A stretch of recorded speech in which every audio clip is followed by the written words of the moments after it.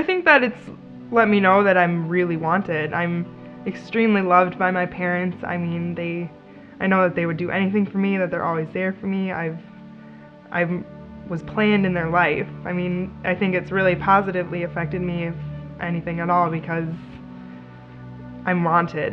There's no way that I can't think that I'm wanted by my parents.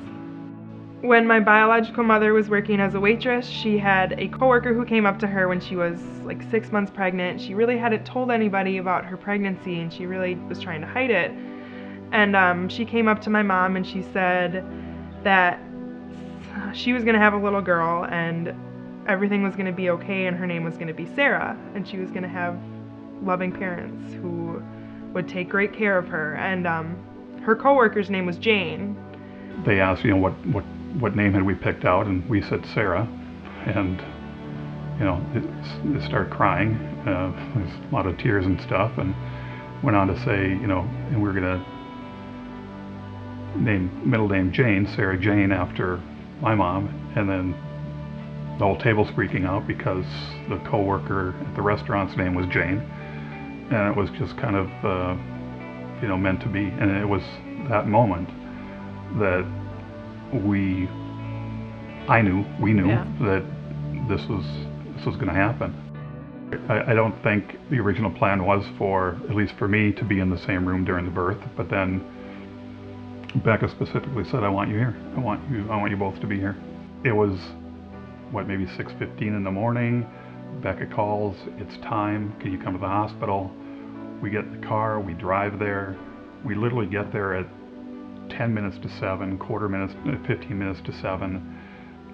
We're meeting with the admissions people and, trying to explain that we're the adoptive parents. This is the birth parent, she's carrying her child, here's my insurance card. Yeah, we left you at the desk to fill out a check. They wouldn't even let us in without a check. And so we went up to the room. They went up to the room, and 10 minutes later, Sarah's born. She's born at 7:05.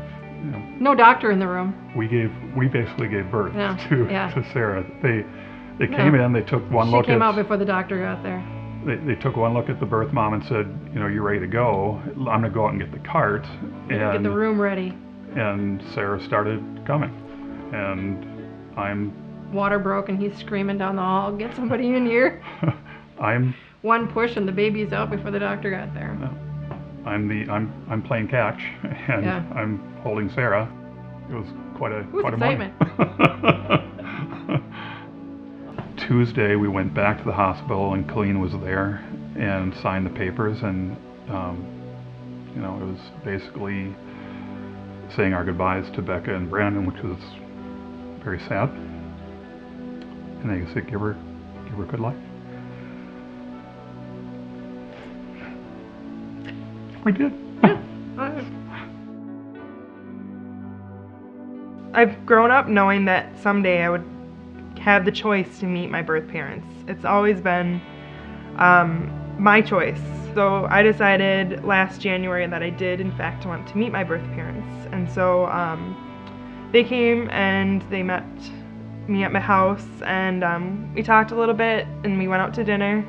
My parents were really young. My mom was 18. I don't know exactly how old my dad was. I have 2 older siblings, so they already had 2 children, working a couple jobs each. Just one more child would be just too much to handle. So that's why they decided that adoption would be best for them. It was hard for them, but they knew it was something they needed to do. I think that the connection they made with my parents really helped them with it, just because they were so reassured with it. I guess they were just at a difficult time in their life. They weren't making good decisions, and they knew it, and they just kind of told me how they turned their life around, I guess, after the adoption, and just kind of got themselves where they wanted to be in their life. So adoption really helped them get to that point. Now we talk a lot. I mean, I see them usually once a month or so. I like to go visit them in their new house and stuff. I get to see my 3 brothers, and my sister sometimes will come home from college, and I get to see her and stuff. And I don't know, I just have a really close relationship with my birth mother now. She's one of the strongest women I've ever known, and so it was really awesome to be able to meet her finally, and I just have a lot of respect for her. So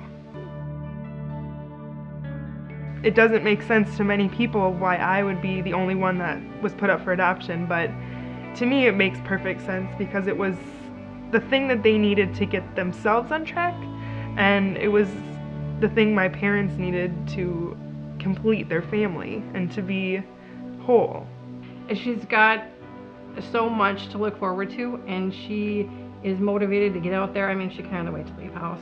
She's ready to run, take her wings and go. She told you that she is the center of our world, and she is. We love this kid with everything that we are. Because they've given me so much love as I've grown up.